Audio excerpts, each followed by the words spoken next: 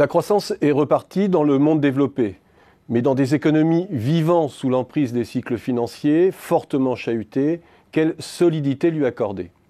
Sommes-nous dans un sursaut qui nous précipite vers une crise plus violente et déstabilisante que la précédente, ou cette reprise dispose-t-elle de vrais moteurs endogènes? Pour répondre à cela, il nous faut saisir où nous en sommes dans le cycle financier. Petite mise en perspective d'abord, en prenant appui sur l'économie américaine pour laquelle on dispose de séries longues et robustes sur le plan financier. Pourquoi parler d'emprise du cycle financier sur l'activité réelle? C'est d'abord le constat d'une croissance des actifs et passifs financiers sans rapport avec celle de la production. Les stocks de titres, actions, obligations et de dettes émis par les agents résidents représentent une part toujours plus élevée du PIB. Deuxième constat, cette montée de la finance est décorrélée en première analyse de l'accumulation du capital productif. Elle correspond à des émissions de titres par la sphère financière elle-même et à une pure inflation du prix des actifs financiers.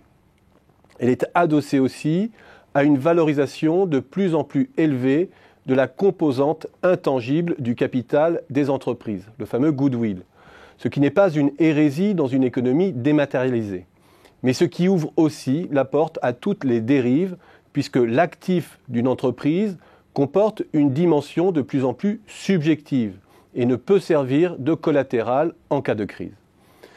Troisième constat, l'économie américaine a connu un grand cycle de montée de l'endettement des agents non financiers, entreprises, ménages, États, depuis l'aube des années 80, dans un contexte de croissance ralentie et de très faible inflation.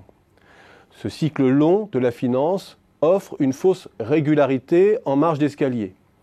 Il se décompose en fait en trois cycles qui s'articulent l'un à l'autre. Un cycle d'endettement des entreprises largement indexé sur les oscillations de la valeur boursière des entreprises. C'est la composante la plus cyclique et irrégulière à court terme.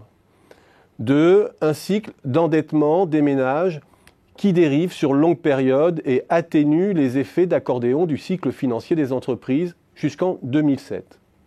Et c'est la violente inversion de ce cycle long à partir de 2007, ajoutée au désendettement des entreprises, qui déstabilise gravement la croissance américaine. 3. Un cycle d'endettement public qui joue de manière contracyclique par rapport au cycle privé. On le voit très clairement sur le graphique où l'administration américaine se désendette au cours des années 90 et modère son endettement jusqu'à la crise, puis prend le relais de la sphère privée ensuite, évitant le grand trou d'air de la demande. Si la croissance américaine s'est maintenue avec une certaine régularité au voisinage de 2% après 2010, c'est précisément que l'État américain a joué plein feu son rôle contracyclique. Sans cela, les bilans privés n'auraient pas pu être assainis. Et c'est précisément cette fonction qui a fait défaut en partie en Europe. C'est la combinaison de tous ces éléments qui a limité la casse et permis à l'endettement global des agents non financiers de se stabiliser sur un palier.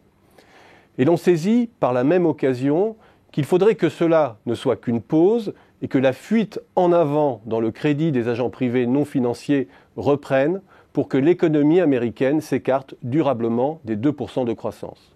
Or, il est difficile d'imaginer une embardée du crédit aux ménages de l'ampleur de celle des 2 dernières décennies. 2, il est tout aussi difficile de prolonger celui des entreprises qui paraît déjà à un sommet. Reste l'État, mais sur ce point, le Congrès veille au grain. Et surtout, le régime de faible inflation et de relativement faible croissance rend de plus en plus douloureux les épisodes de désendettement et aigu l'aversion à la dette. Bref, soit l'économie américaine s'engage dans un nouveau cycle de bulles, dont on connaît l'issue et l'impact délétère sur le potentiel de croissance, soit elle réapprend à redistribuer ses gains de productivité sous forme de salaire, s'autonomisant du cycle financier. Or, avec Trump, elle n'en prend pas le chemin.